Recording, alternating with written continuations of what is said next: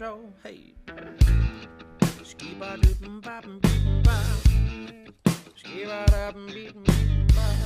Oh, my guitar falling down. I feel like I'm on a booster seat. Hey.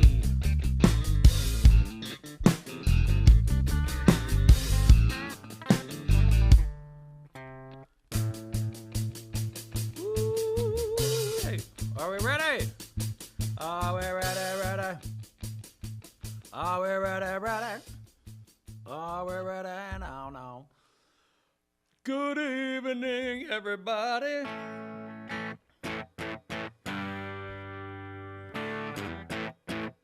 Woo!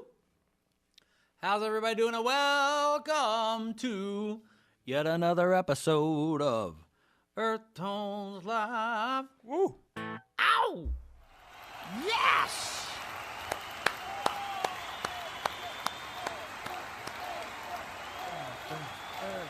I think they're actually saying Aiden, because my intern, Aiden, and my intern, Dustin, set all this stuff up today because I was in a mix all day. How's everybody doing? We already got lots of comments rolling in. All right. The Instagram. Hey, so check it out, everybody. We're live on all of our platforms that we can possibly be live on. I feel like I'm yelling at you. I should pick this mic up. I should talk like this. But when the table's so far away, I have to put it down because if I've held it like this, you can hear me breathe through my nose. Okay. Uh-oh. What happened? It didn't like that. I tried to boo you. You tried to boo me and it didn't like it. I don't think it should like it. Do me a favor. Go check and make sure it didn't go to sleep. Aiden. Still up. All right, well, yeah, we know what to do. So, welcome to Earthtones Live, where we talk about a lot of stuff. Recording and guitars and all that stuff. Live from Earthtones Recording Studio in Greensboro, North Carolina. Oh, what? Come on now. All right. So we hope everybody's, sorry if there was any confusion this week about which night we were going to do. Yeah, we've got some Earthtones Live. So, okay, what kind of comments do we have so far? We just started up. We got some comments? We've got multiple, but one of them includes, thought it was going to be done Thursday. This works too. Yeah, okay. So here's the deal, guys. We had, like, last-minute changes. I could have done it tonight. I could have done it tomorrow. Abraham had something come up for tomorrow for school, proposed college stuff. So I said, I can't do it without you. All righty. So I couldn't do it without him because it's just fun. And just sitting here by myself talking is just not a lot of fun. I mean, I could do it. Trust me, I do it every day. A lot of times, talk to myself a lot. People say, who you talking to? And I'm like, myself. Who do you think I'm talking to? Anyway, so couldn't do that. I know I put it up yesterday because we had a plan that we were going to do it, and we had somewhere to go tonight. So we basically ditched what we were doing tonight, all for the love of the live stream. And we're going to do it. We're just going to do it now. And we're doing it now. There you go. So welcome. So, as always, Eric Gale says, adapt and overcome. Eric Gale says, like not that. Eric Gales, Eric Gale. There's three different Eric Gales.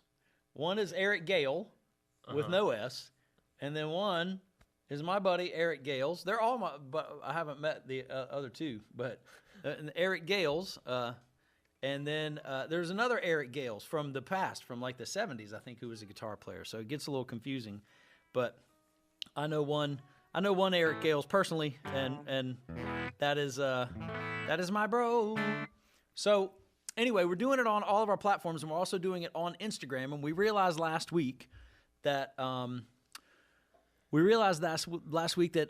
Instagram feed it looks vertical like a phone, so it's cutting off whatever's going on here. So I can kind of see, like, if I reach here, which side am I actually? It's a little Hey, now, oh wait a minute. I think you'll be on this side. This side. So I think you'll want to be in this area. So I want to go this way and go like that. Probably. Okay, my hand's reaching out over there. I can't tell. Yeah. So I'm watching it. So anyway, so the Instagram is the Instagram feed is a little weird because you can hear us, but you can't necessarily see all of us the way that the other people can on the horizontal. But anyway, we're on YouTube tonight, and we're on, I think, 3 of my Facebook feeds. We have the esteemed colleagues of Earthtones Recording Studio, which is a little group that I started on Facebook just for people who would be interested in stuff about Earthtones and people who had started, had recorded projects with us. And then I've got my personal Facebook page, and I think the Earthtones Facebook page, which I did not do the first week. I did not do the Earthtones one. Oh, do me a favor. Just hit the left button. There's a left arrow button on that. Just hit that. Look at that. All right. Aiden's on the job. Golf applause for Aiden. Golf applause for Aiden. Lloyd Elmore Jr. says, hey from Tennessee. Hey from Tennessee. Hey, Lloyd Elmore Jr. How are you, man? We appreciate people watching from any state, but Tennessee, that's pretty good. We were in Tennessee this past July. We drove through Nashville, and we drove through Memphis, stayed in Nashville for a while, stayed in Nashville like almost too long that we didn't get out on time because George Groon hijacked us. And if anybody knows about Groon Guitars in Nashville, it's an iconic shop, and George Groon is just one of the most eclectic, cool guys in the world. As far as vintage guitars, he is the guru. So we went through Nashville, and the very last, we were heading out, and I thought, I said, if we get out of town by like 2, we can drive to Little Rock and make it by nighttime. And then we went, and I said, and it hit me, and I knew Abraham had never seen Groon guitars, and I said, let's just run by Groon.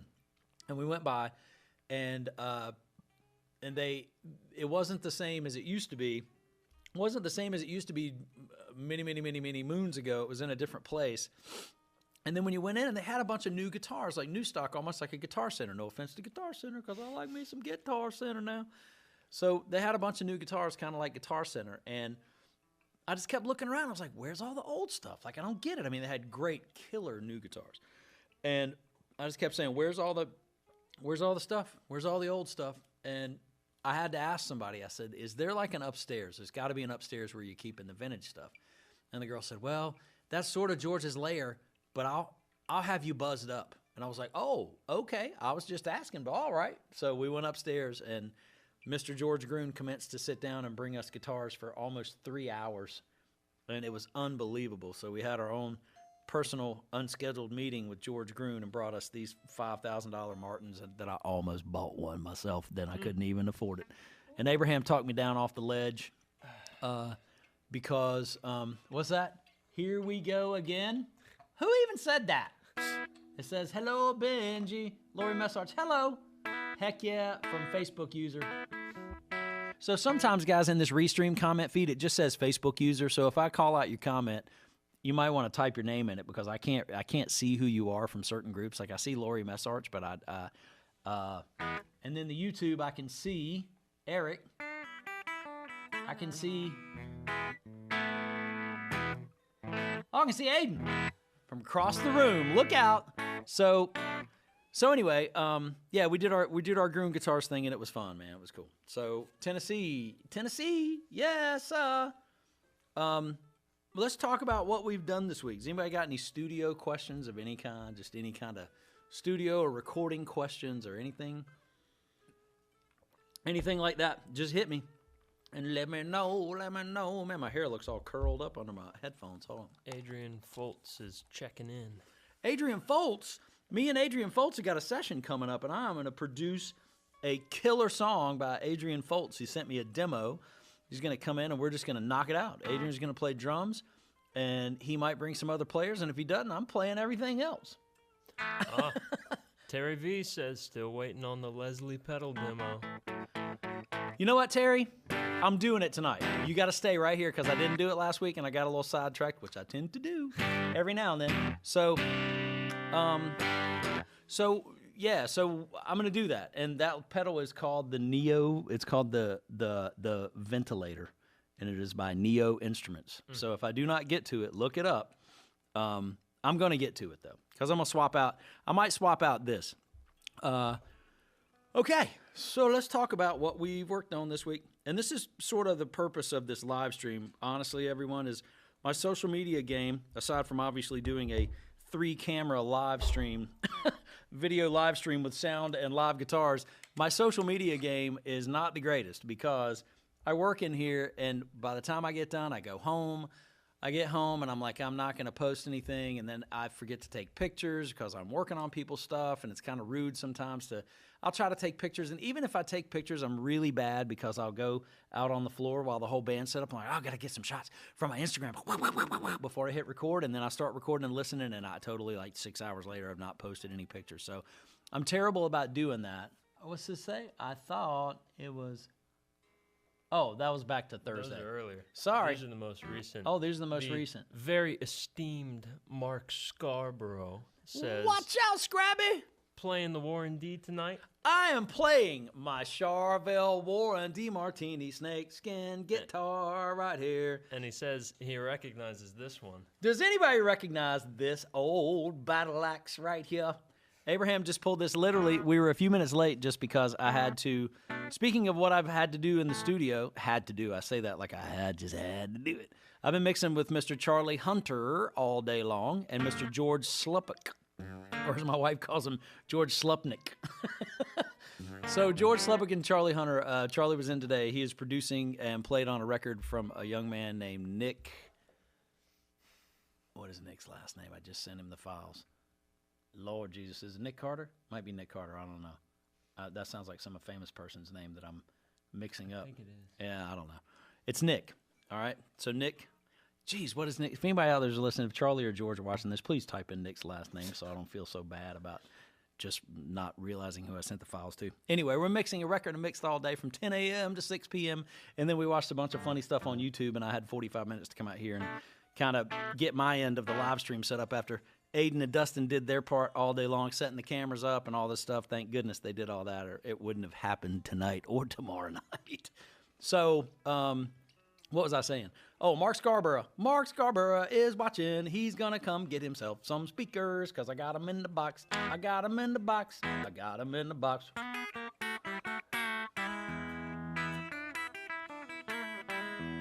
Got them in the box. All right, so... okay, so that sort of clued you in as to what I did today in the studio, which was work with Mr. Charlie Hunter on a record we recorded a couple of weeks ago from Nick, which is just so killer. Last week, I worked on a great song from a young lady who does not like to be mentioned, so I will not say her name. Sunday, I had a great session with a band called Down the Mountain, and they came in and killed it. Nate Brown on drums, who's also been in with a band called Jack of Diamonds, I think, and they were referred to me from Sam Foster and Seth Williams from the Whiskey Foxtrot guys, and we started working on that record this past Sunday, which is killer. It was very cool because it was like acoustic. Let me think. Acoustic guitar, banjo, a little banjo. Never heard anybody. Drums, and then I know we had bass guitar. Did we have bass guitar? Did we have bass guitar on that? Am I losing my mind? Yes, we had bass guitar. Yes, we had bass guitar. Great bass player. His name was Justin, because I got his name mixed up with Dustin, my intern. Anyway, Down the Mountain, they were on Sunday. They cut sessions of which will be upcoming to mix. Monday, I had my buddy Jay Timber in to cut a brand new track, and you guys are going to lose your mind when you hear this one. He and Joel came in, and my man, Deshaun Hickman, came in and played pedal steel on it, and it was so incredibly good. And JT knocked out the acoustic guitar tracks, and we just layered everything a little bit at a time, and it was killer. So we did that one and got it somewhat mixed. I've got a couple of things to do on it. That was Monday, and then what did I do yesterday? Oh, yesterday. It was such a lovely day. I had Christy Jackson in. Christy Jackson, if you guys don't know Christy Jackson, she is such a local treasure. She's not a local treasure. She's a national treasure, but she lives here, and her awesome husband, Bobby Kelly. Live here in town, and I've known Bobby for years. He's a bass player here in town and everywhere, and we just always get together and tell stories and have a great time. Christy came in, and I had produced a song for her I just called it the Coffee Shop Song because it has lyrics about a coffee shop. So I laid together all that production. So the way I do a lot of production stuff is people will come in and play me a demo if it's on guitar or it's on piano or something like that, and they'll just sit out here with a mic, and I'll turn a click track on, and we'll cut the instrument that they wrote the song with and their vocal, so I have an idea of what this song is going to be like. So I have the whole demo, and we still got comments coming in. Mm-hmm. Cousin KK watching down here in Johnston County. Kevin Knight, where the only culture is the agriculture.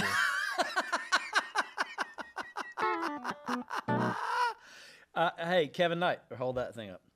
Kevin Knight, he remembers this guitar. He remembers that guitar, man, because I think I took it down for a family reunion as soon as I got it painted by Mr. Wayne Jarrett. So, yeah, that guitar's got a great story. When we get to the guitars and the pedals, we'll tell you all those stories. Like we don't have enough stories already. So, where was I? I got sidetracked. I knew he do. What did I get sidetracked? Oh, yesterday worked on a Coffee Shop Song by Christy Jackson, and Christy had come in and cut the piano and the vocal parts. And then what happens is we'll both kind of listen to the demo of the song and decide kind of what elements it might need, and if it needs, if we're going to let it drive with piano, which she plays, or if it's going to have guitars. Obviously, a lot of times it has guitars on it because that's what I play, and I'll play the guitars and the bass. I'll lay out all the drums. I'll do the drums in Pro Tools, which is basically going to be, lost the camera. All right. So we already lost the main camera over here, Aiden. You got an extra battery for this one right here? Right on. It's on the charger. My man, Aiden.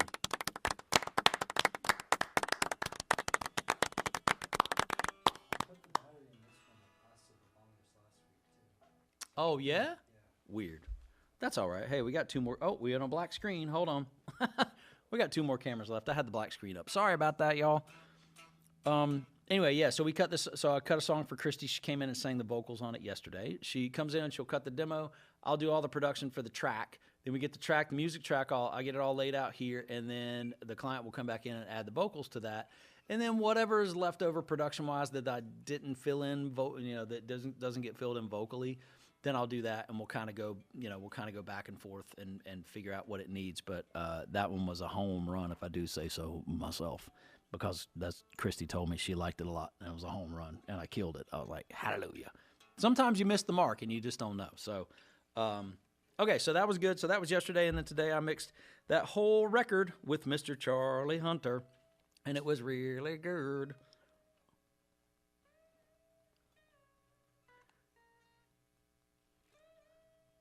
So I had the camera was, there it is right there. You want to see something, folks? Look at that. Battery change, boom, on the fly. Aiden from GTCC, ladies and gentlemen. You know what they're saying? You know what they're saying? I know what they're saying. GTCC, Aiden, GTCC. That's right. I love how there's yelling in the background.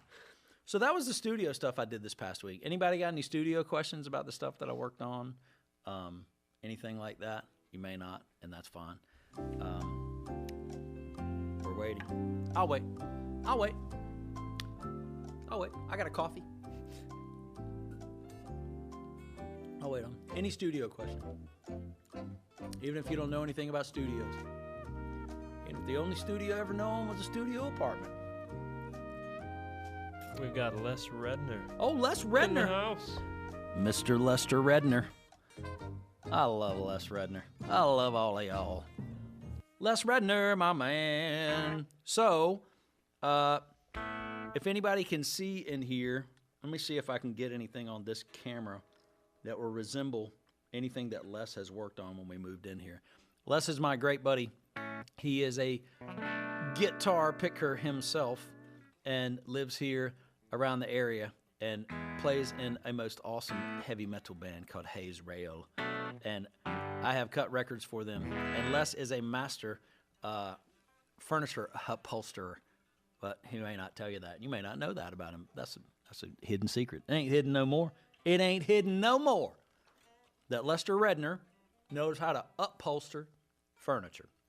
And I think I got a chair that my dog chewed up. Seriously, no joking. That's no lie. My dog has dug a hole in my brand new $500 chair, and it was not Ash. Let's just say that. I won't name any dogs, but it was not Ash. And I may have to get Mr. Lester Redner to look at that chair and get him to upholster that chair. But that's a side gig.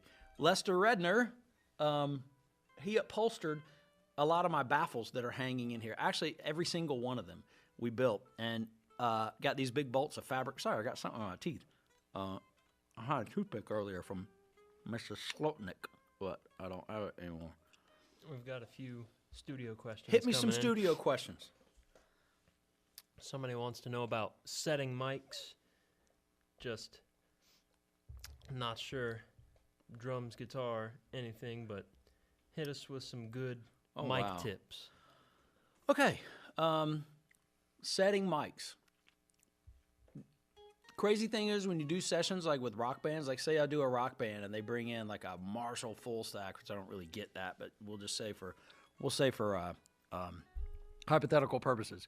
Say they bring in a Marshall half stack, it's a 100-watt Marshall half stack, and it's loud. And they bring in a big bass rig, big Ampeg SVT 2 bass rig, and it's really loud. And they bring in another Marshall half stack, and it's really loud. Then they bring in a drum kit. The drums in an electric rock band are the only acoustic instrument that you are working with. And that's a tall order when the drums are loud, but you have to mic them properly because they're acoustic, right? I'm miking them up with microphones. And it's a lost art in today's recording world. I won't say in today's recording world because I sound like an old man, but there's a lot of studios that are just a mic in a booth. There's a lot of studios that just do electric production, like say with my machine here, which we're using for our sound effects, right? You see these pads and all this stuff. Let's hit this one and see what we got. Not until that heathen apologizing for slamming the door in my face. That's right. Don't you slam the door in Aunt Esther's face. So this thing basically, all the sounds I have on it, if I hit it, it's going to pull up a different sound. Uh-oh, how I'll get back to my screen. Watch. Boop. Nope. How I do it. Look at that.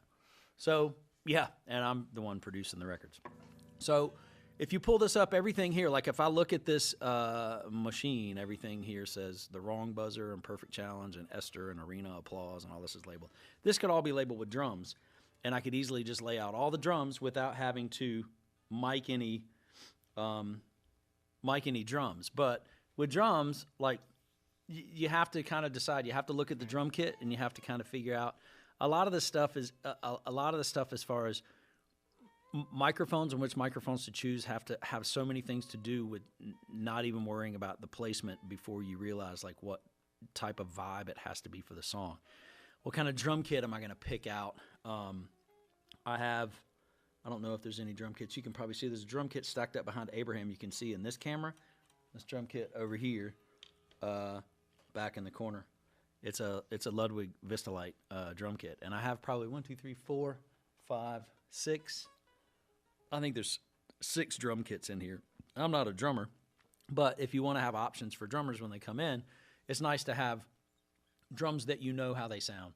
So, miking up drums, I use a Lewitt. It's called what is the Lewitt? Lewitt Mic Company, Lewitt. It's called like a something 300 for the kick. I think 300, 330, something like that for the kick. And it's got this cool thing. It's got this like scoopable. It's got this little switch on it where it'll scoop the EQ on it, meaning that it'll cut a lot of the boxy low mids, like 300-400, which I like to do. Push up some 60, and then push up the 12K, 12,000 up top. So you get this pillowy sounding kind of kick drum, and And then I mic it. I'll put that in the hole. Sometimes I only have one option. Like if I have a whole band in here, it's got like a 3-piece horn section and backing vocals and all this. And I start running out of mics. I very rarely run out of microphones. But say I have a big drum kit and I'm gonna mic up a kick drum. I'm just gonna use one mic on it. I'll put it in the hole, and I'll look at where the diaphragm of the mic is, and I line the diaphragm of the mic up to the on the same plane as the kick drum, the outside kick drum head in the hole. So that's one tip. And then when I mic up snare drum, I've been using these Audix i5 mics lately. I've used 57s for years, but I got something. We've got more questions. More questions. Okay. Anyway, so the i5, I make my snare mic look across the snare drum, because when I point it down and I hear that batter head, like, it just depends on how much space you have, how loud the drummer is. But I've always found that a no-brainer snare sound, and I think I read this in a magazine, that, hold on, I'm sorry. I read this in a magazine that that if you take the mic and you pull it 2 pencil widths, which is like, obviously, I think it was like a British guy who was saying this, but it's 2 pencil widths. I was like, okay, pencil widths. Like 2 pencil widths is about like that, I guess. Off the side of the snare, off the rim of the snare, and you get it down level to the head of the snare, looking straight across the snare, that creates air in your snare drum sound, and therefore you're not gonna have such a direct sound. And a lot of times it gives a little bit of give to your drummer. A lot of times drummers hit the snare in a different place. So if you have a direct thing and your mic is pointing at one point in the middle of the snare, and say they hit it in the middle of the snare half the time and they hit it off to the side, a lot of drummers, I don't know why, but they're a lot like guitar players. They want to audition. They'll play a drum kit in a session. If they're not really that experienced at cutting sessions, they hit the snare drum at a different place, it seems like, every single time they hit it, like they're auditioning the snare drum. And so one tip for that is just hit the snare drum in the same place every time. Like, just hit it in the same spot. You practice playing drums, just take a dot, take something and put it in the middle of your snare or where you want to hit your snare, and literally you should have a worn spot on your snare that's maybe that big around that is the same place that you hit it every time. So anyway, that, and then I've been using Cole's 4038 ribbon mics for overheads. I use them, and I sort of like do a weird thing. If anybody's heard of the Glenn Johns miking technique, where they go kick, and then they normally go a big tube condenser, which I don't have any tube. I have one tube condenser, but it's a vocal mic, over the snare, and then one behind the floor tom. And that's a 3 mic. That's like the John Bonham trick, right? But it's all, if you like your room, that's a great sound. If you hate your room, it's a horrible sound, because then you're stuck with the room. But I do that. I put 2 ribbon mics like that, and then I mic all the drums individually. But I will say this. The record that I just finished mixing for Charlie Hunter today, and if nobody knows who Charlie Hunter is, then I don't know where you've been, if you've been playing music all your life. But if you don't know who Charlie Hunter is, just look him up. Just look him up. His discography is stupid. The OG. We just did 2 records within the past month with Charlie, and both of these records had 2 microphones on the drum kit. There were no direct microphones on anything. There was a tube mic about 4 feet in front of the kit, down almost top kick level, and a ribbon mic over the snare, probably same distance from the top of the snare. So incredibly roomy sound, but that's the vibe that he wanted for the record. And it's so crazy, because when you go to mix it, it's pretty darn easy to mix, because you got 2 mics. You don't have there's not a lot of options. But anyway, guitars. My guitar secret is I use an EV microphone that was a partnership with a company called Blue Microphones, which I love Blue Microphones. But they made these partnership mics with EV, and they named them after birds. One is called a raven, and one is called a cardinal. And the Raven is this egg-shaped mic. It has a bracket around it, and I use that on guitar almost exclusively. It knocks off all the top end. It's got a big, chunky low end that's really cool, and it's just like my secret weapon mic. So go on Reverb and buy yourself an EV Raven if you want guitars to sound really, really, really good at the microphone. So anyway, that's drums and guitars. All right, we've got 4 questions, and they're all pretty good. So I'll make them fast. Be sure to roll through those. I'll try not to go 30 minutes per question. So first, do you have rolling baffles for sound isolation in your studio? You know what? I do not, and I want to. I talked to Abraham just a couple of weeks ago. I see them in studios, and they would be so nice. I have a couple of big baffles. I have a lot of big baffles over here, but the majority of what I have in here that's flat. Any baffles I built for the wall just stay on the wall. They look like the rolling ones. They're like 1x4s. They're like 4 inches deep, and I mount them off the wall. I don't have any rolling ones, but you can easily make them if you're industrious and you know how to do kind of woodwork. You've got. I have lots of baffles over here, but the funny thing is what they are is they're office cubicles. They're old office cubicle pieces. If you can go on Craigslist, most of the time you can find them to where they'll just give them away because they're going to trash them. And if you can find like old office cubicles, if you were working in an office, which I'm sure a lot of you do, and I used to too, if you ever work in an office and they have all these office cubicles, when you sit down in your cubicle, it's pretty darn quiet in your cubicle, right? Pretty quiet in your cubicle. But then you realize you're kind of like, wow, and it's because everything is just completely foam and fabric. And those things are really expensive when you buy them for offices brand new, but when offices move or offices update or whatever, you can find them on Craigslist. You can build, a lot of them have feet on them already, the older ones, and you can move them around where you want to. And they're not as convenient as the rolling ones, but they're dang sure not as expensive as the rolling ones either. You can buy the rolling ones that have different material on each side of them. They'll have a harder surface. They'll have a rubber surface. They'll have a completely absorbative surface. And they're really versatile. And you can build a little cubicle around your drummer. And it's cool because a lot of them are just head high so the drummer can see over them. These I put to just, I can move them where I want to, but normally I have to pull out a guitar cabinet and tip it on its end and stand it up against it. But no, I don't have any rolling baffles, but I'm going to make some soon, I promise. All right. Next question says, you might tell about the method we used that allowed George, I assume that says, from Germany to email a WAV file to us for me to record on a song, then send back overseas for him to mix and release over there. Allows anyone to record with someone in other places in the world. Would that be Terry V? I'm unsure. It's Facebook user. Okay. Or, you know what? I don't know exactly. Oh, Lordy. Again, if it says Facebook user and you're asking these questions, just type your name in the chat as you do that, because I can't see all the names and I feel like a moron. People like I'm answering questions without paying attention to who it is. But anyway, yes. So we do this a whole lot, and it's become. I mean, it is kind of like what the studio industry is now, and it's how a lot of people make their money.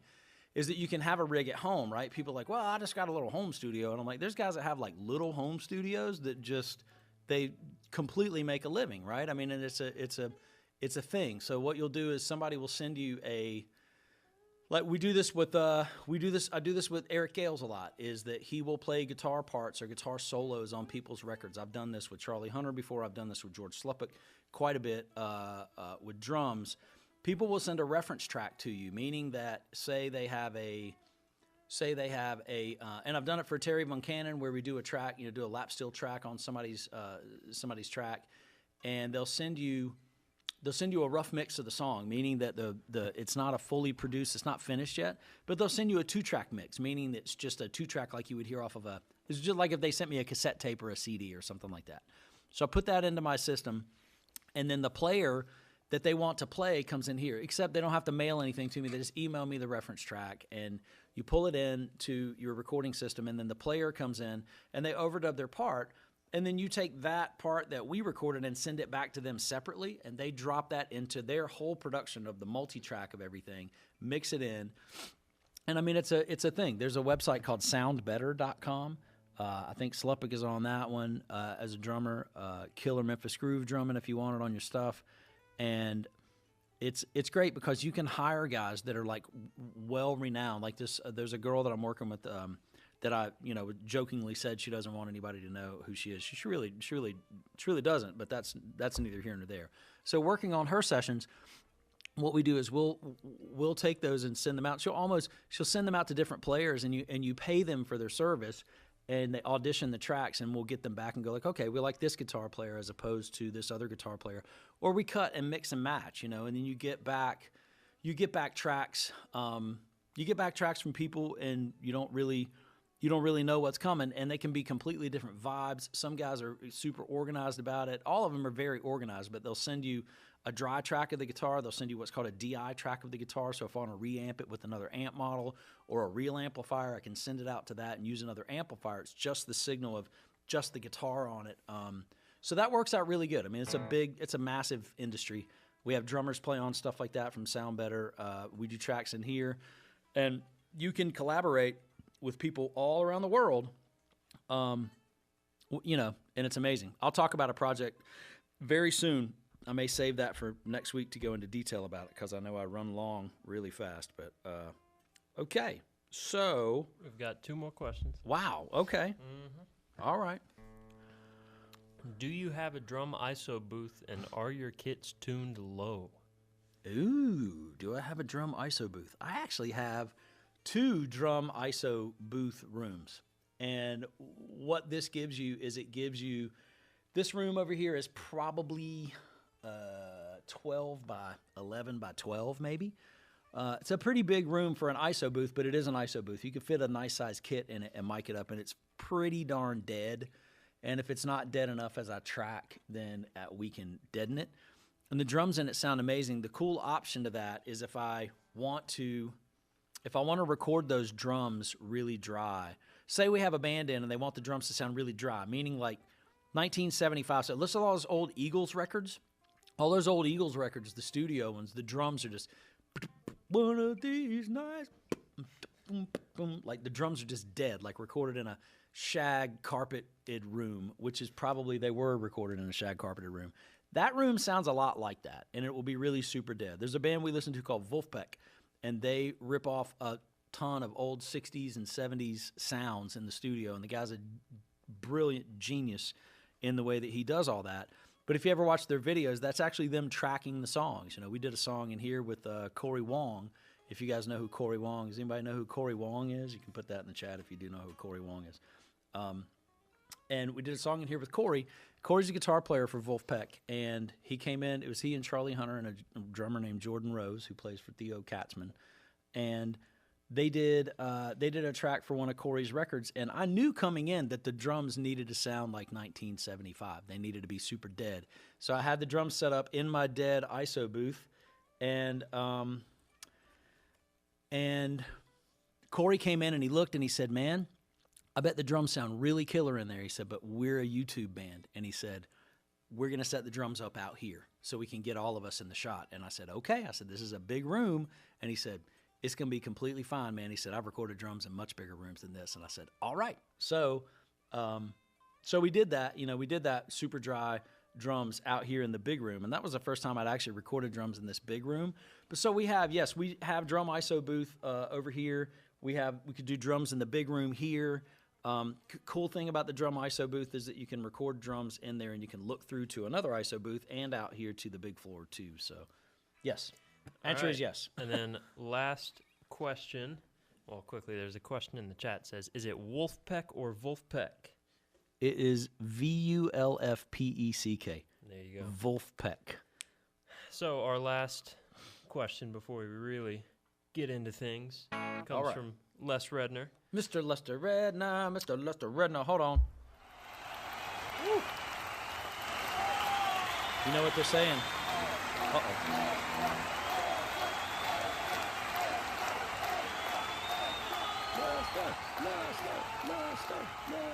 Lester. So, he says. Hold on a second.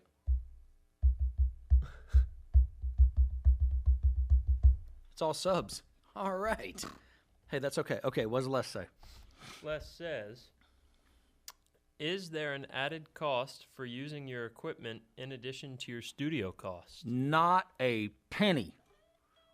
That's what I got all this stuff in here for. Mainly because if I had to put it in my house, I'd have to buy another house because I can't fit it all in there, and so I keep it all here.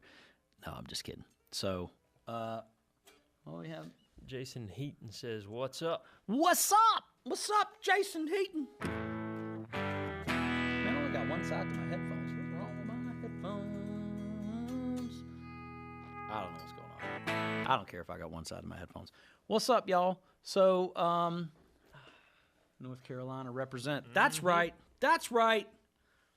Okay, so what was that? That was what was that last question? One more time. That was less. Is there an added cost for your equipment in addition to your studio cost? Nope, absolutely not. You can come in and use any of these amps. You can use any of these drum kits, and a lot of times studios prefer you to use their stuff because I know it's easier to have a drummer come in and use a kit that I'm used to miking up, and sometimes that can seem kind of lazy on my part, but it's not really that lazy. It's just that I want your drums to sound good, so I try to keep good sounding drum kits in here. And no offense to a lot of people, they'll have a kit that they're used to playing live, and they bring it in, and they're like, "This is my drum sound," and I'm like, "Great!" And I hear their drum sound, and I'm like, "Ooh," or guitar, or whatever, And so if we ever ask you to play, to play our stuff, it's not because we're trying to offend you. We don't want to say like your stuff sucks or anything like that. But I try to keep really good stuff in here as far as gear. I'm looking at guitar amps over here. You can't see them on the cameras, but there's guitar amps behind me stacked up. There's a ton of pedals back here. Speaking of pedals, we're going to get to those in just a minute. And so anyway, no extra charge whatsoever. Okay, one last quick question that just came in real quick. Okay. Do you miss the Mohawk? Okay, I should start a poll in one of my groups because I've seriously thought about it. The crazy thing is, I don't know that I miss it that much. I do miss the fact that I remember, like, I just got to the point where I was like, man, it's a lot of maintenance to shave this thing, and I'd have to get up and, kind of get up and get the clippers out, and then it kind of get a little silver on the sides. Get a little silver, get a lot of silver on the sides, and then I'd shave it down sometimes. I'd miss places in the back and all that, so I do kind of miss it. Should I bring it back? Drop it in the chat. Should I bring the Mohawk back? I might even, if y'all voted in enough, I might actually. It would be awesome? It would be awesome? If I could get, I got a friend of mine who's we don't call them hairdressers anymore, but I got a friend of mine who's a hairstylist, shall we say, and I should have him come in if we vote enough to bring the Hawk back, because I'm not afraid of it. I want y'all to understand one thing. I am not afraid of the Mohawk anymore. I've never been afraid of it, obviously. But the reason I got a Mohawk is because Knucklehead here had a Mohawk, and I don't know, how old are you, like 7 or something? A little older. A little older. Like 5th grade. Yeah, cut a Mohawk, dyed it red. And I said, man, I think I'm going to cut my hair in a Mohawk. And sure enough, I did. And it just stayed there. Hey, thank you, Jason Heaton. I see you right here loving this live stream, my dude. Thank you for watching, man. I appreciate it. Anyway, so yeah, I might bring the Mohawk back. I don't know. You never know. It's like I grew all my hair back out just to see what I had left, and I was like, well, I think I got all of it left, but it's all white, so it's kind of weird, man. I look like one of these. He's the lone wolf, like one of those guys. It's like I should have like a leather jacket on and own a Harley, and been through like 5 marriages and all that. And it's like I really don't want to be that guy. I'm good, man. So no offense to that guy or anything like that. So we may bring the Hawk back. The only problem is when you bring it back and decide you don't like it, it's a little tougher to, you can put a hat on. But my hats don't even fit the same with a Mohawk because, they don't grip my head. But I will tell you this. At home, I rock the man bun. So that's all I'm going to say about that. So there. And one day I may rock it on this live stream if I get, bored. Oh, what we got here? You've got a few bring it back. You've got the Mohawk sticker is really cool, which is true. Oh, yeah, it's on the back. Are you ready? Hold on now. Can you see that? Oh, yeah, you can see it. Okay, right, you can see it. Yeah, I mean, I even had T-shirts made and all that stuff, and I'm like, well, what do I do now? Oh, by the way, so I've been meaning to bring this up, and we'll start playing some amps in a minute. I hope Aiden's got all the backup batteries ready when the cameras start dropping again. No, one question I was going to ask everybody, if you are watching or listening or whatever, if you do, and you can put it in the comments or put it in the chat or whatever after, even if you watch this afterwards, because what I like is these things go live to YouTube and to Facebook, and they just stay there, and people watch them later. They'll watch them tomorrow if they don't have a chance, and I really appreciate we appreciate anybody watching this, because we just get in here and have fun, and it's silly and it's fun to us. But I think it's informative because, as I said, my social media game is so bad. It's so much easier for me to set this up once a week and inform everybody of what I'm doing if anybody really cares what I'm doing. You know, as opposed to every day, look what I'm doing, look what I'm doing, and wasting people's time while they're in the studio. I waste enough of that making coffee and, you know, eating grape tomatoes all day long. So anyway, so yeah, so drop that in the chat if you want me to bring the Mohawk back. I might. But the point you were getting at was, oh yeah, sorry about that. So I've run out of T-shirts. I've run out of the Mohawk shirts. I need to get new shirts made. I'm thinking of a new design. I'll make up some new design, because if you haven't noticed over the years, every single design I've ever done is literally I get a Sharpie out and I draw something out with a Sharpie and I scan it, and that's it. And I might put a logo on it in Photoshop or something like that. But I try not to take anybody else's design. I try to be original with the stuff. So if I can draw out a picture with a Sharpie, it's as original as it can get, because it's mine, even if it's on just a piece of paper and I do it. So who knows, man? I'm going to come up with some sort of something. I'll draw something for a T-shirt. But my question is this. You see me wearing this Earthtones Recording Studio work shirt every week. It's got my name. It says Earthtones Recording Studio. It's got my name on it here. I've had these made for my extra special friends. I have 2 or 3 that I've made them for. I made one for Eric Gales. I made one for Mr. Charlie Hunter. And what does this say? Do you have your Kiss confetti in those Ziploc bags from back in the day? Who is that? It says Skateboarder W. You know what? I do. No, actually, you know what? I don't. But I remember it. It was on my wall. A friend of mine brought me a Ziploc bag of confetti from the Kiss concert in 1979, because my parents wouldn't let me go, and he got to go. And I was like, man, that was awesome. So I taped it to my wall beside all my Kiss posters. It was cool. It stayed there till I probably went to college. I don't know. But anyway, what was I getting at? Okay, so shirts. So I have these work shirts, and Abraham and my wife had this one made for me, and they had ones made for themselves, and I wear it every day. They call it the new flannel, because if you'll know, I had my red flannel shirt I wore for years. It's got holes worn in the elbows, and I still wear it quite a bit. Still has bigger no elbow holes in it. But they bought me this, and they said, this is the new flannel. And I was like, it is the new flannel. So I wear this all the time. My question is, if I had these made like this, right, with the logo on them, had them made blank, would anybody be interested in those? And if so, would anybody be interested in a customizable one that would have your name here embroidered with the Earthtones logo? You might want it, you might not, but I've thought about doing it, and the thing is, I don't want to offer something to be some, like, pompous a-hole. Oh, everybody wants my shirts with their name on them, but at the same time, people ask me about it all the time, or they'll ask me about my hat, and I don't ever make any of that stuff. My wife and my son will make that for me or buy it for me, and I go like, oh, that's cool, and then people see it, and, you know. All right, who we got there? Mic placement, thanks for the replies, Benji, Baffles, mic placement, Doug. Thank you, Doug. You're gonna want to look at the bottom for the most recent ones. All right, I'm sorry, but I can only see the top. I would love an Earthtones T-shirt to sport in Jamaica. All right, Mark Vistage. Well, I gotta get some new ones made, so it's gonna be a while, but it'll be a little bit. Okay, shall we get some pedals before we run out of camera batteries? Any more questions? Any more questions? None for now. None for now. Abraham's wanting to play some pedals. Mm-hmm. All righty. Let's talk about what we're playing through tonight. Can you do me a huge favor? My guitar channel, can you just turn it up some so I can hear it a little more? Even if you just turn the fader up a little bit? Yeah, you can turn the fader up or anything like that. Thank you, Aiden. Everybody say thank you, Aiden. Woo. Aiden's killing it tonight. Hey, oh, that's got both sides back to my headphones. Hey, done. All right. Jason Heaton says, talk to you about dropping by back during the height of COVID. We'll definitely have to follow through with that soon. You will, for sure, man. No problem. And anybody ever wants to drop by, just hit me up via email, and if I'm not in a session, we will set it up. Yeah, it's great, man. That's great. That's great.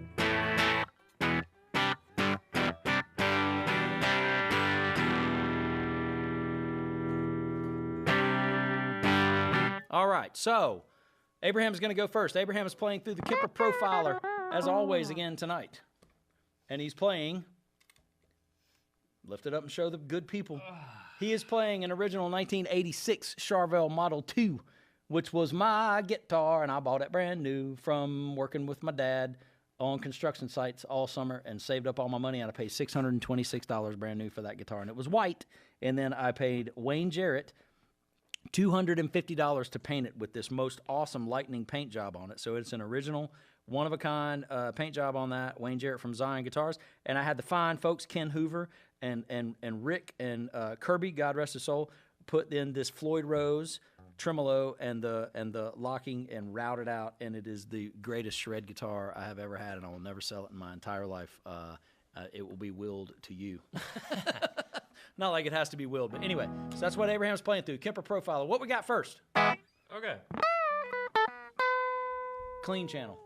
Oh, there you go. Ah, I like that. Did it go out of tune completely? Nah, it's fine.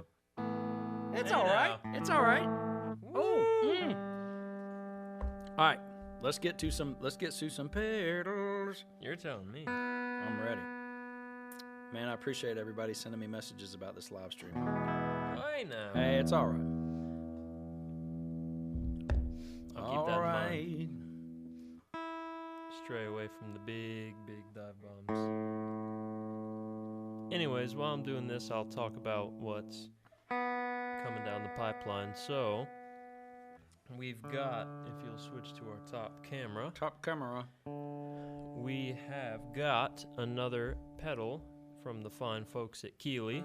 Keeley Electronics. Yes, indeed. That's right. Yes. Aaron and Robert Keeley. Yes. That's fine. It'll show off the pedal. Let's go! It's doable.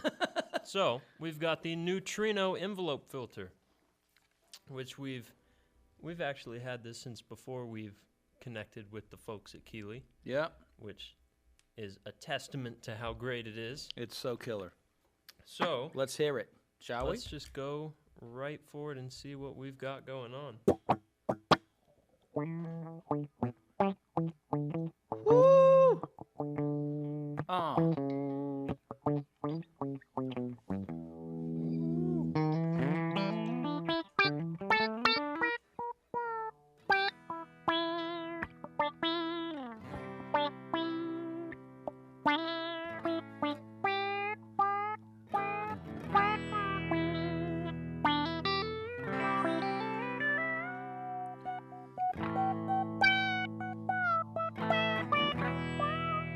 Yes. That is one funky pedal, son. That's a good choice. I like that one. So, we've got our gain knob, which... Woo. Oh, lordy. It gets loud, it gets quiet. Woo. So if anybody's looking for that killer envelope filter, super funky thing, that one is called the Neutrino, Neutrino. It is by Keeley Electronics. Let me tilt it like that. Oh, that's nasty. I think I may have. Let's see if I can tilt it so you can see a little bit. Huh? Let's see how. Oh yeah. I think I actually used that on the theme song. Yeah.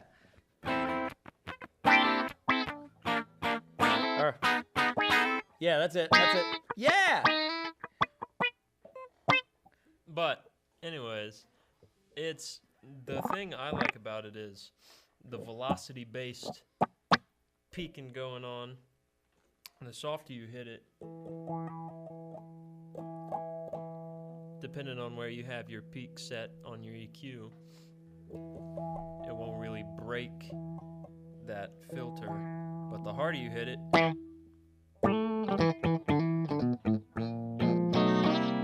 yeah, the more you get that kind of typical killer. Ridiculous. And then what is these labels? LBH. It's like whether it's high pass, low pass, or bandwidth, I think. All right, what does this say? Who is this awesome guitarist? This guy right here?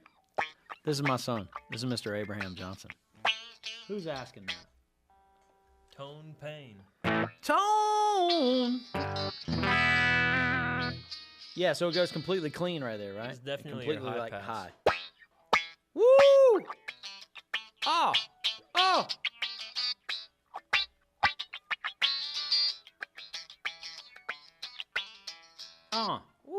Come on. Move Kill your it. peak around. Woo! Then you've got your low and high switch.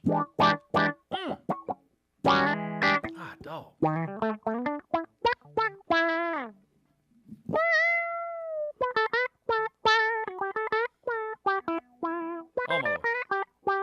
Oh, my Lord. Okay. You can't have that one. I'm going to keep that one here. You can't take it home. You can't take that one home. All right, do I get one to do one next? Are you ready? Yeah. Is everybody ready for my first pedal of the evening? Let me move it into view on my thing and not knock my coffee over. Let's see here. Hold on. Now, if anyone can see this pedal right here, can you see? Can anybody tell what this pedal says? I mean, I know you can. You just got to look a little closer. All right, it's bringing back 10th grade all over again, which is why I bought this pedal. It is the Alexander Pedals Defender. Woo! And if anybody knows, where's Mark Scarborough at in the chat? What did I say? Tone Payne says, long time no see. Yes, sir. Right? Long time no see. Isn't that crazy, man? You remember this kid when he was like teeny tiny, I'm sure. He used to come to the studio with me every day. And some things don't ever change, friends. So this is called the Defender pedal. It is by Alexander Pedals. And if you ever played video games ever in your entire life and you remember the Defender machine, this pedal was fashioned after a Defender machine, and it is called the Defender. And it's called the Stargate Drive. It's just the most awesome pedal. I don't know how they licensed that from whoever they did, but they have all the original logos. If you're a video game guy, if you're an original arcade video game guy, you got to get this pedal. It does a lot of really cool stuff, and I'll show you quickly. It's got some lights on it. You'll see these lights. It's got two different sets of lights, and the set of lights up top, it says OD, DST, and FZ. Oh, lost a camera. Lost the camera, Aiden. Does that one got an extra battery charging for it? Right on. So this pedal has OD, DST, and FZ, which is overdrive, distortion, and fuzz. So we'll start with the overdrive. Let me get it back to it. Oh, wow. So we'll start with the overdrive. Let's cut it on, shall we? Wow. Oh, and let me just go ahead and say, I need to put this in the picture. I just gonna have to move it and hope I don't knock my coffee over. I am playing through the 0 amp by Onkel Amplification. I want to thank Mike from Onkel Amplification for bringing this to me, making this and bringing this to me. It is a Fender Bassman circuit. It's a direct recording device. If you can see it, 0 amp. ONKEL. ONKEL Amplification. Look them up. They're on Instagram, and they have a website. And he lives around. I think his shop is in Burlington or Graham, North Carolina. Killer stuff. This is I'm playing through this tonight. This is my clean channel. This is a tube, all analog tube direct recording device. It's got a cabinet simulator in it. These red knobs are a cabinet simulator. They got your low, mid, high. It's basically a Fender Bassman. It's all tube, all analog, no digital stuff going on here, running direct through that. Anyway, so, but then there's the overdrive. You know what's wrong with that, Abraham? Absolutely nothing. My God, that overdrive's great, right?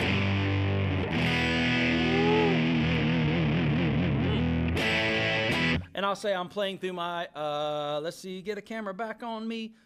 I am playing through my, this is probably 5-year-old model. It is a Warren DeMartini Artist Series Charvel guitar, and it is not the San Dimas Cheapy Cheaps. It is the expensive one, and I found it on the Cheapy Cheaps, which is why I bought it. But I'll tell you straight up, this is an incredible guitar.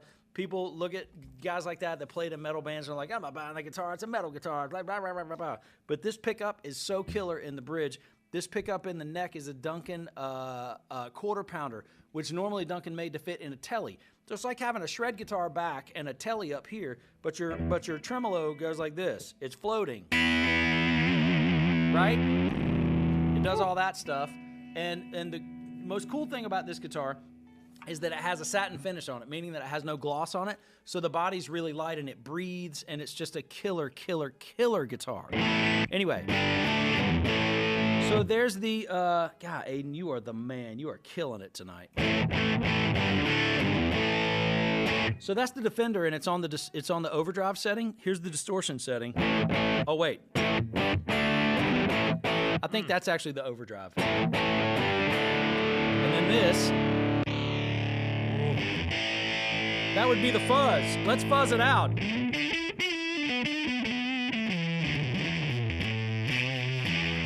Let's make it drive even more. Let's go. Let's see where the drive knob is. Oh, all right. Oh, watch out. Ooh, it's about to knock my head off.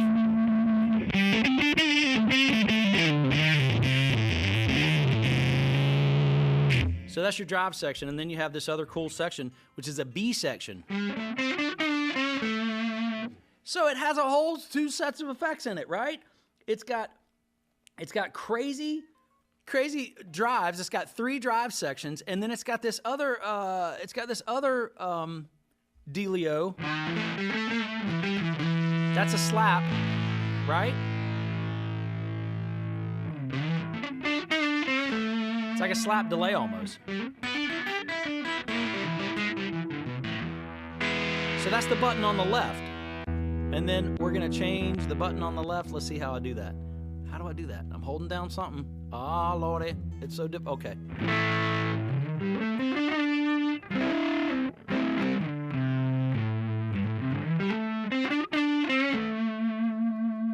So it has a myriad of effects in it. The guys from Alexander make killer, killer, killer pedals, but this is a Defender.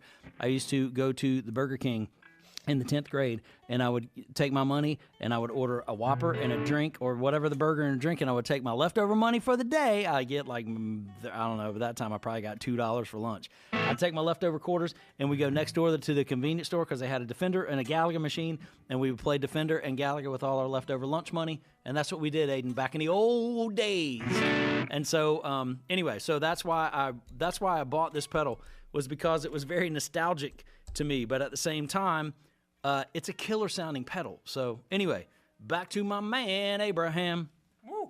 For pedal number 2 from him. Yeah, hit us with the top camera. Oh, gotcha. So, we've got from Deadbeat Audio. All right. We've got the Modulation Station, which has 1, 2, 3, 4, 5, 6, 11 different effects built into it, which are all modulation effects, as one might assume. So if we turn this on, all the knobs at noon, we've got mix, depth, and speed. I'm going to try and fly through these pretty quick. Yeah. We've got our filter. Woo! Kind of similar to the It sounds a lot like pedal. the Neutrino, but different, right? So then we've got our wah. This is the wah setting. Oh yeah. Now, I'll tell you straight up, we bought this pedal used at a Guitar Center after going perusing for used pedals like we do quite often, as you can probably tell with all the pedals that we drag out every week. We flipped through it, never heard of Deadbeat Audio. I don't even know if they're still a company anymore. I see their stuff online. But if you hear that Abraham is playing, I have a record called A Vast Tight String Conspiracy. It's an instrumental guitar record that I put out probably been 10 years ago, 8 years ago, something like that. And I did it just as a lark. I don't have a band to go play it out with or anything like that. Not yet. Not yet. That's right. What did he just say? Say that again? Not yet. What does that tell you? So, we have this. I have this record called A Vast Tight String Conspiracy. It's a guitar instrumental record. It never really started that way, but I had a bunch of tunes that I was writing, that I was demoing, and they just weren't going to be for bands, so they ended up like that. There's a song called The Vast Waltz, and it's my favorite song it's my tied with the top 2 or 3 off that whole record, although I listen to them and go, I love this song. What do we got? Somebody said I got Centipede. Who's got Centipede? So anyway, that song starts with this lick. And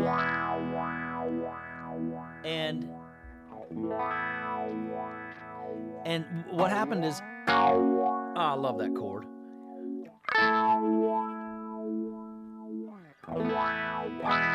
Good. So good, great, awesome. So the trick to that song is that effect, that filter effect, that auto wah effect was a plugin that I used in Pro Tools. I didn't know what it was. I couldn't remember how I got the effect. I just remember it was something in Pro Tools, and I looked it up one day and I was like, man, it's a plugin. How? So we have gotten together a couple of times with a couple of friends of ours who are going to help us take this record out and play some tunes off of it live eventually.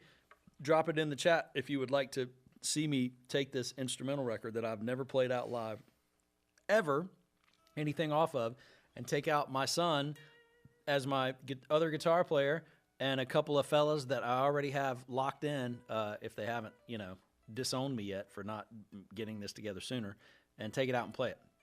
Drop it in the chat if you want me to put that together. That would be fun. But anyway, we have a plan for that. Anyway, this song, A Vast Waltz, started with that effect, and I never could find it for a real guitar, like a real guitar pedal to be able to do it live. And we went in the Guitar Center, and we started flipping through all the things, and Abraham went to this wah thing, and he hit it, and it sounded like this. And we both looked at each other, and I said, I don't even care how much it is. So I went into debt, however much it was, because, and if anybody will go look it up, it's on YouTube, it's on everything. It's on YouTube, it's on Apple Music, it's on everything. It's just by my name, Benji Johnson, and it's called A Vast Tight String Conspiracy. And that song is called The Vast Waltz. It opens up with that guitar chord with that effect on it. So if you want to hear that, that's why we bought this pedal. Anyway, didn't mean to cut you off. Carry on. So, we've got that, which is kind of a marquee of this pedal. And then we've got the D-Tune. Oh, I like that one. That's an incredible sounding chorus pedal. But it's not even the chorus part, is it? Oh, incredible.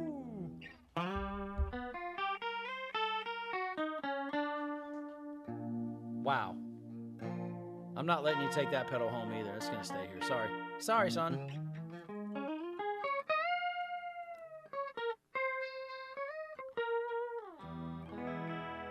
Incredible. Incredible. So then, if we go to the actual chorus setting. Yeah, that wasn't the chorus. Oh, that's a man, I'm seasick. I'm seasick. I think I'm going to vomit. I'm sorry. That was funny. Whew.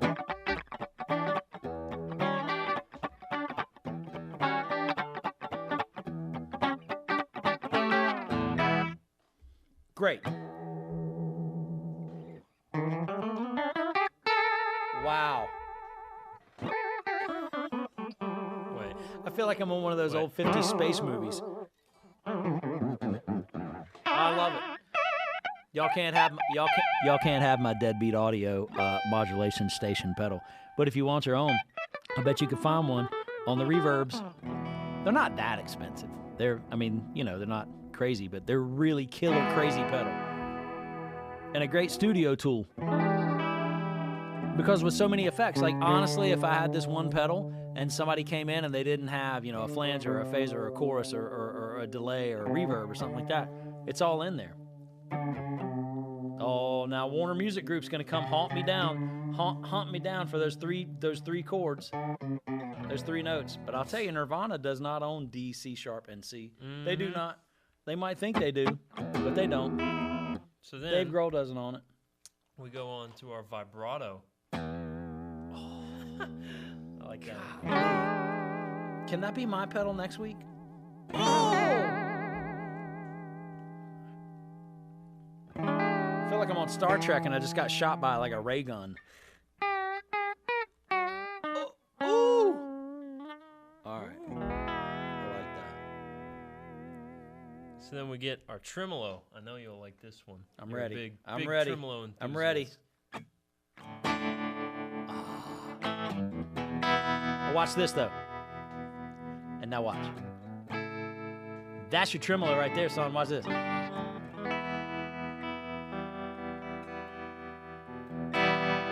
It sounds like the tremolo off the Bogner.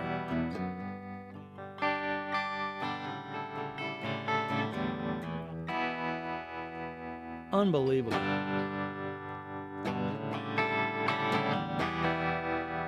So killer multi-effects pedal. Seriously. And we're not even halfway through. No, it's got a selector knob and 3 knobs. It's like the most simple pedal in the world. And by the way, for the win, hold on a second.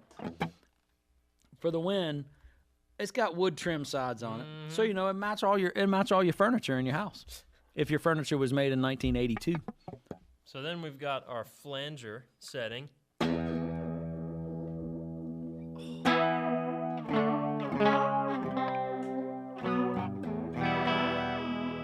Ridiculous. Ridiculous.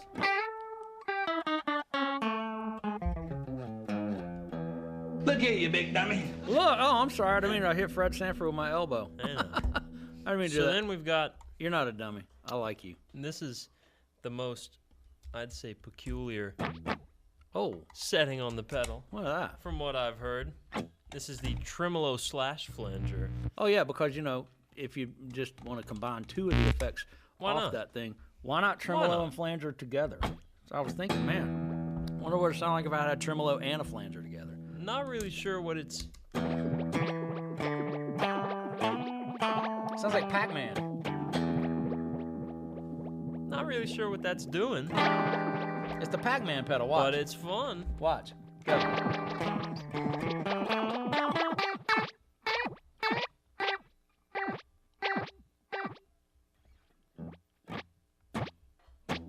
Okay, sorry, I don't mean to take over your pedal. I still feel like I'm being shot by a ray gun on Star Trek. You too can be shot by a ray gun on Star Trek if you're by the Deadbeat Audio modulation station. Oh, that was killer. Hey, now that What might was be that? something. Oh, it's so slow. Oh, There it is. Wow. Okay. Oh, It's like a ring Wait a minute. Wait, it sounds like a ring modulator, but we ain't even gotten to the ring modulator yet. Spoiler alert, there's a ring modulator on here that we haven't gotten to yet. I think we just make a whole show out of just this pedal. Oh, I like wow. I'm gonna be seasick. I need All some right. Dramamine. now we've got the phaser. I'll try to see if I can crack him up every now and then I can get him. Woo! Dog that. Woo, that phaser is sick. Sickness.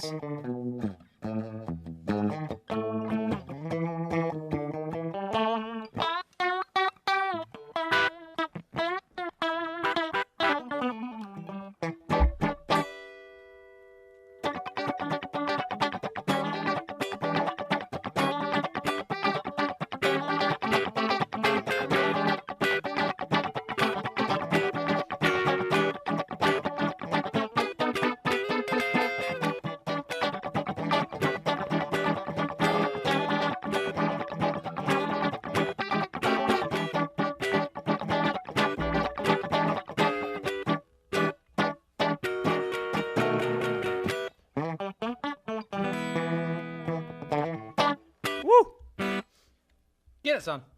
So then we've got the rotary. Terry V was asking about a rotary pedal, and I Where is he I at? might have to.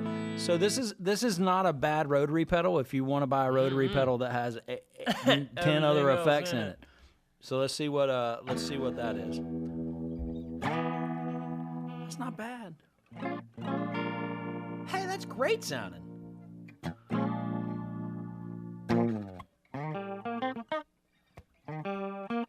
I like it. Can we hear the speed up some more?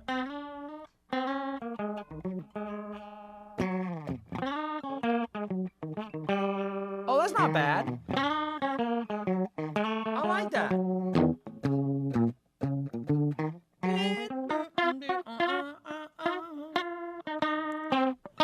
comments have dropped off. Y'all gotten bored after an hour? We only been on here an hour yakking about guitar pedals. Oh, hour and 20 minutes, sorry.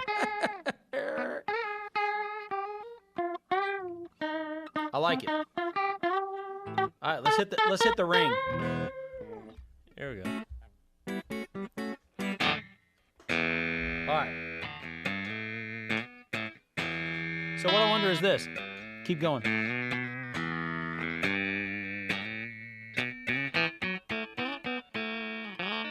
Okay, so check it out. Check it out. Like, hit one note. Anybody ever had a ring modulator pedal?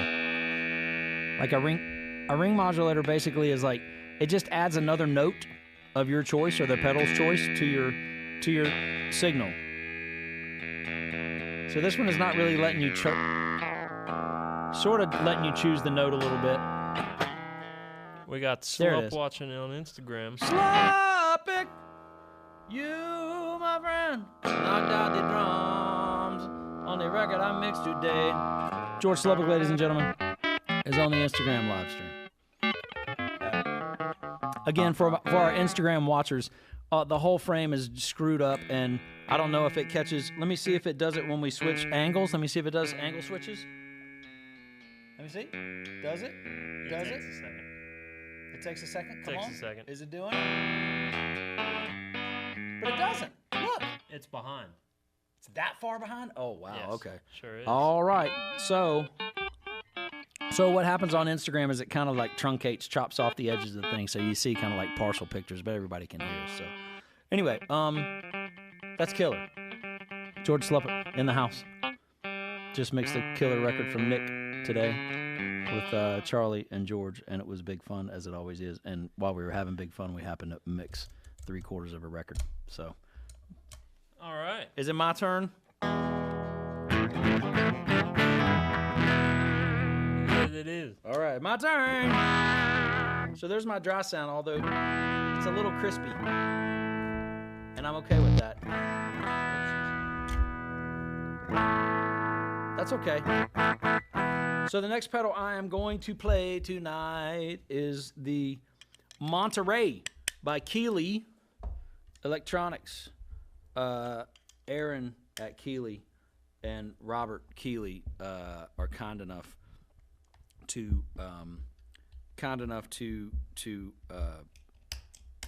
let me peruse their pedals, and they were kind enough to take us on a nice tour of their factory this past July. And this pedal is called the Keeley Monterey. And if you can't tell, it's a whole Hendrix vibe. And it should be called the Hendrix pedal, but it's not.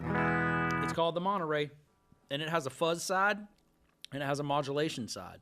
And I am going to dial in the modulation side first, and the modulation side being a univibe. Are we ready? Oh, shut the front door. My God. Right? Hendrix, Monterey, Keeley, Keeley. That's what I think they're chanting.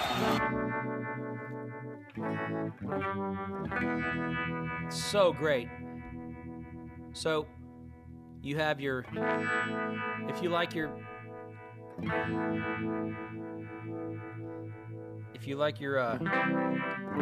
univibe kind of slow. So great, guys. I mean, for just a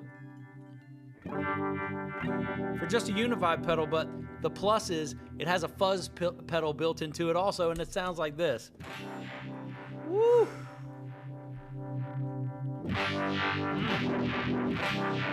So if you want that Hendrix Woodstock vibe, this would be it. Let me see which side is my gain and which side is my level. All right, fuzz all the way up.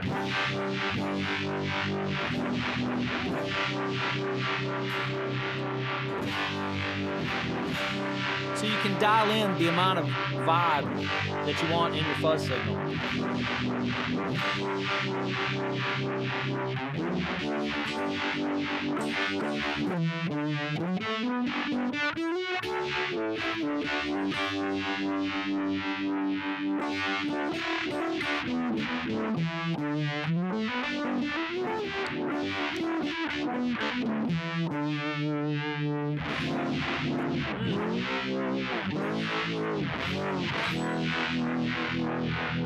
Alright, what we got here?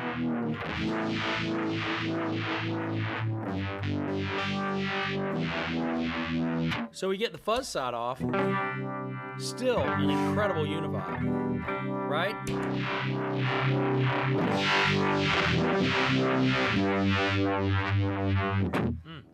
And then, well, and turn then them both on again. Turn them both on again. And then hit your button. Ah.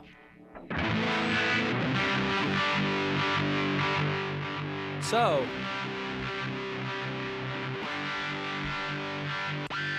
oh, watch out. What did I hit?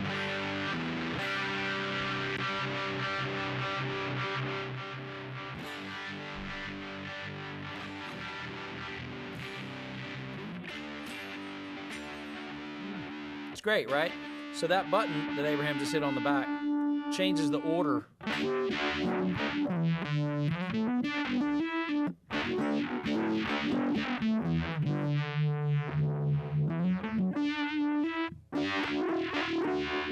Awesome, awesome, awesome. All right, cool. So you can change the order of your effects. You can make the fuzz go into the vibe and the vibe go into the fuzz, and it's a cool sound. So also this one has rotary. So we go over here, and all your controls now change to a Leslie vibe. So Terry V, there's your Leslie pedal. Right? Got your depth.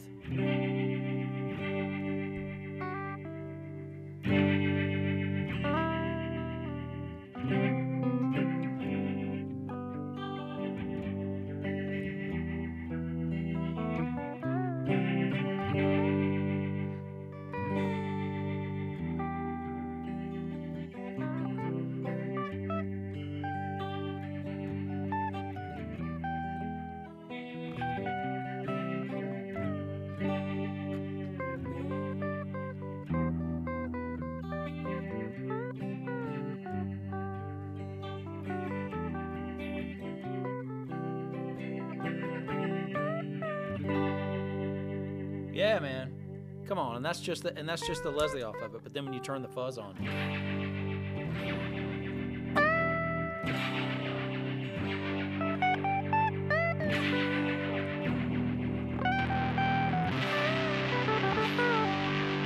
yeah.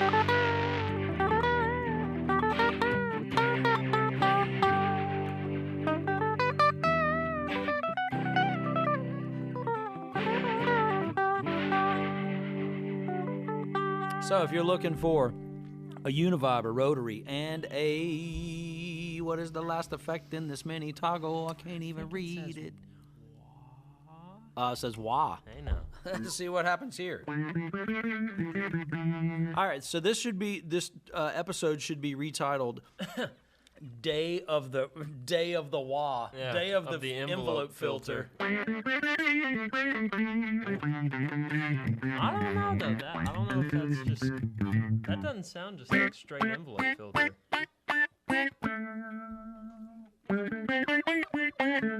Oh, listen. And of course, the guys from Keeley, what do? They pack an octave into it because it's not good enough to have a univibe, a Leslie, and an auto wah and a fuzz in a pedal with two sides. It has an octave. So what happens is when the octave is straight up, there's an octave knob right here. Let me switch over to you where you can see.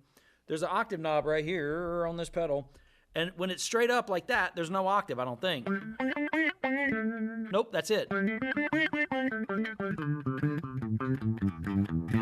So in the auto wah setting, it has an octave, but when you turn it up all the way to the right, it's high octave. It's the blend of the high octave.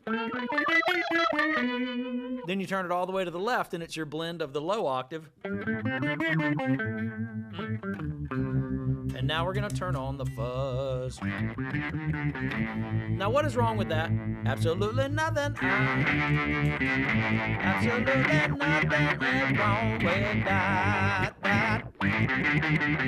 Absolutely nothing is wrong. Absolutely nothing is wrong with that.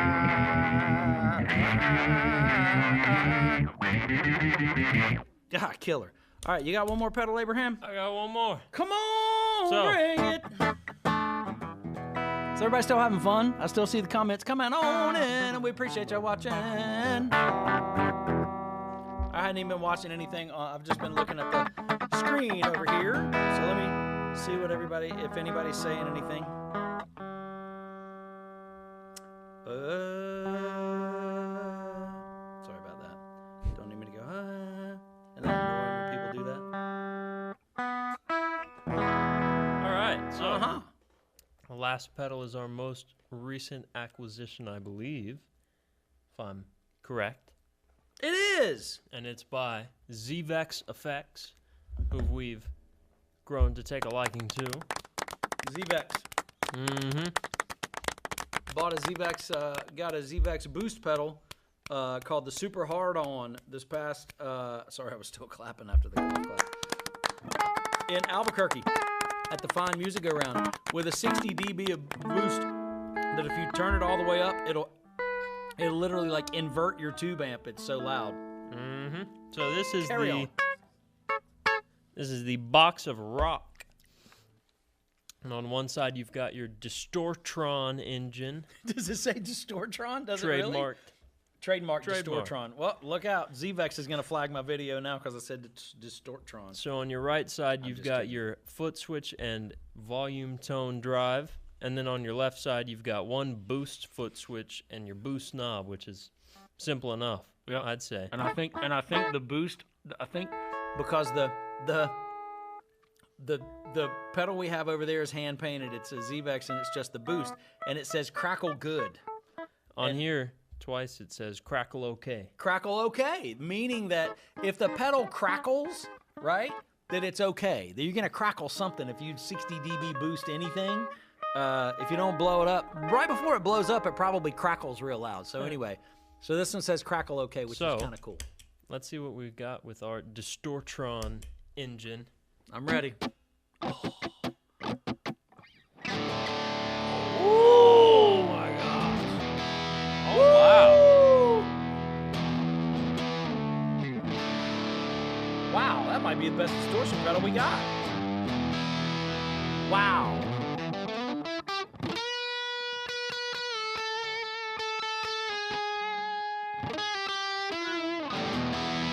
Wow, that sounds great.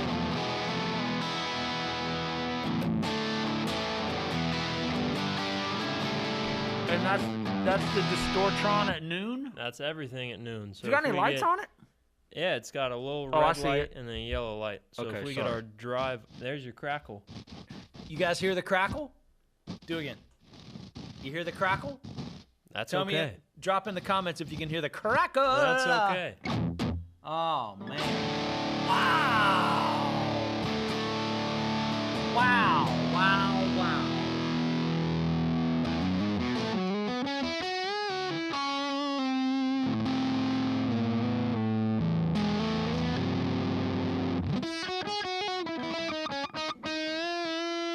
Yep, that is through the Kemper. The box of rock is through the Kemper. Somebody asked if that's through the Kemper. It sure is, but that's not. Play them, you're clean. So the clean model he's got in the Kemper is like an AC30. So we're trying to get his pedal platform clean as you can. So when we put these pedals in front of it, you really kind of hear what they do. But yes, that is through the Kemper. So It does sound amazing, right? Oh! So if we turn the tone up on it, because it's a little dark. Woo! Shut your mouth. Not until that heathen apologizing for slamming the door in my face. My Lord.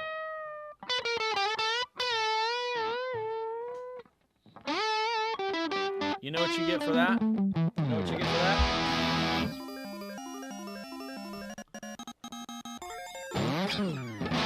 Oh, all right. Hold on a second. We lost it again, dang it. So you know what we do? Because we're fine sound engineers, we unplug it. Then we plug it back in. Yes. So that. Woo. Oh my lordy! They're gonna blow the Kemper up and everything in the studio along with it. Wow! Listen how beautiful that sounds, though. Is that the boost or the volume off? That's the volume turning up. That's a light touch. So you got a drive and a volume and a tone. So the three knobs. Okay. So the three knobs. Hold on a minute. So the three knobs over here are like your three knobs on a, say, like a DS1, like drive, volume, and tone, right? You probably said that. I wasn't listening. Listen to that, everybody. But that's a real light touch. Yeah, but that's what I'm saying. Dug in. That's what I'm saying, though, is like,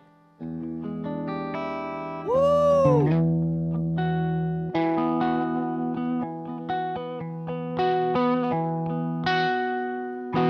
Just hit it one time and dig in. I want to hear it. Oh, knock my head off. Oh, I'm knocking my head off. Yeah. Wow. So, hold on now. So if we got that, and then we turn our boost on. Who is requesting all these songs? I love it. Blind in Texas, Rainbow in the Dark. I can't tell who it is.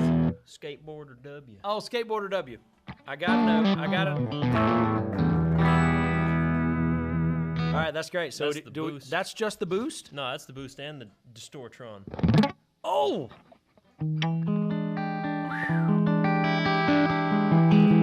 I think you're fixing to fry a Kemper. Oh. Now, I just want to hear just the boost side. So if we've got clean. Oh, that's just a boost? Wow. Now, I will tell you straight up, if anybody has any reservations, like I'm not trying to sell you Kempers. I don't get any money for any of this stuff. I just like to turn people on to fun gear and good stuff. If anybody wants to really know like a Kemper, like I kind of had my doubts about it, and really I haven't even dug in any more than surface deep. I plugged it in, pulled up some presets, bought some other presets for like $15 of different people's amps that I wanted to hear, bought like some Dumble presets and some Bogner presets and some old Marshall, presets and stuff like that, which all sound killer. But the crazy thing is, with it being a digital amp or a model of an amp, you're always so worried about like the digital clipping and all that good stuff, because it's an expensive piece. It's not cheap. I mean, those things are like, they're just look them up. Kemper profiling amps. They're not cheap. But I mean, the most major studios are gonna have them, and most major touring bands are gonna have them, because you go out and you got 50,000, guitar tones in it. And so if you're ever curious, if you're ever worried about the fact that you're gonna really get like a digital clipping thing going on with this, running analog gear in front of it, there's an analog boost pedal in front of that. Play it again. It's just like clipping the front of an AC30. It's just loud. And so the Kemper really takes that output and it hits the front of that model or that profile just like it would hit an analog AC30. It sounds pretty good to me. Woo! The crazy thing is we could profile this into the Kemper, and they have pedal profiles and all that good stuff. It's kind of crazy, but anyway, so let's hear them both together again. Oh, you're crackle good. Crackle okay.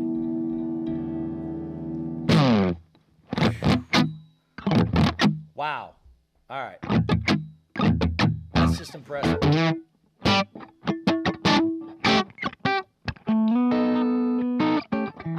All right. I dig it. I dig it. I dig it.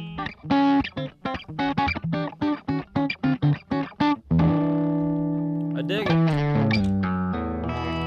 All right, I'm getting my last pedal ready. Is everybody ready for my last pedal? I just want to keep hearing the box of rock. I don't want them to cut it off. Man.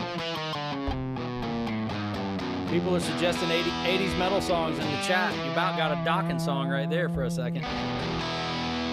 Okay. Zvex, box of rock. Go get you a box of the rock. And remember, crackle okay.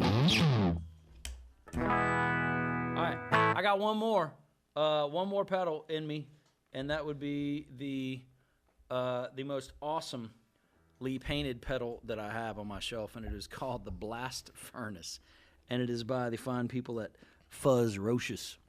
And the Blast Furnace is crazy because it's a fuzz pedal, and it is it's a fuzz pedal, but it has two different kinds of clips to the fuzz, I think. So I'm going to cut it on. We're just going to see what happens. It's my favorite part about fuzz is when they choke. Ow. And I'm just going to turn it up. Woo. Oh!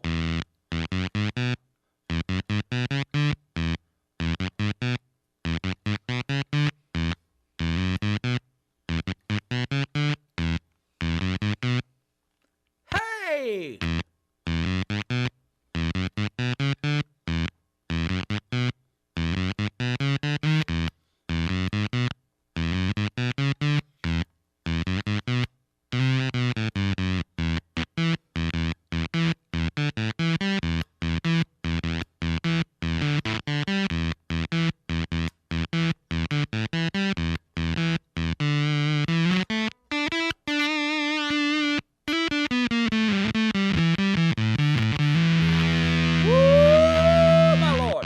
All right, so that's the Blast Furnace by FuzzRocious. The greatest thing about it is it's just got a volume control. Your fuzz is like, hey, this is the fuzz you're going to get.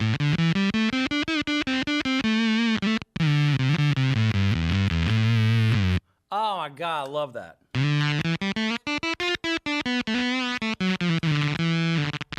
Let's see what it does if I flip the switch. Sounds different, but I don't know what that sound is supposed to be.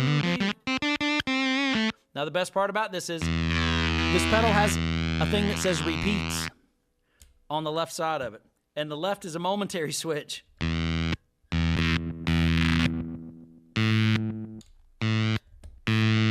So when you hold it down, it makes a delay, which lets you adjust the time. Oh, and it does the Echoplex trick. How did I not know that?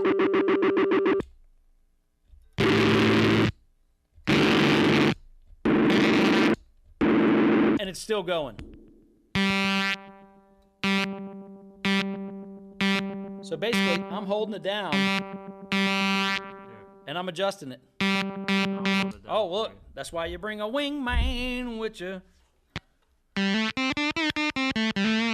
You gotta press it all, it clicks in.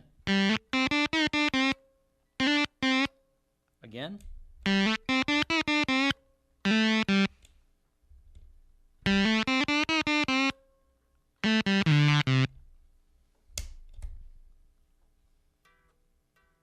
Can't make it do it without. So you got to press it. It'll click in. There it is. So that's the FuzzRocious Blast Furnace, and the Blast Furnace has a fuzz control and a momentary switch with a delay on it.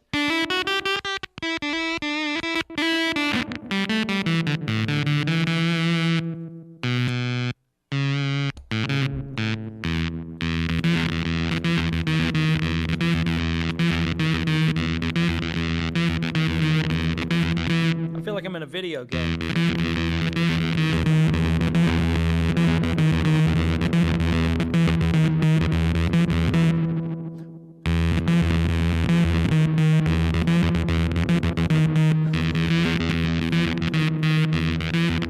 Oh, I love that. Wow, how have I not messed with that before? And then just a fuzz. The best part is it has the gated spitty fuzz, which I always tell everybody that I love so much. And it is... Woo!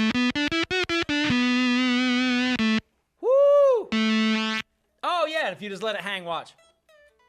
And it kind of chokes out. You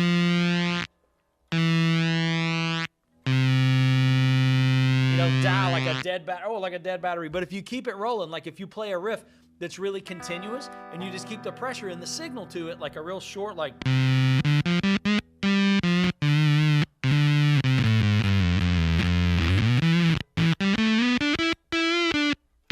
Oh.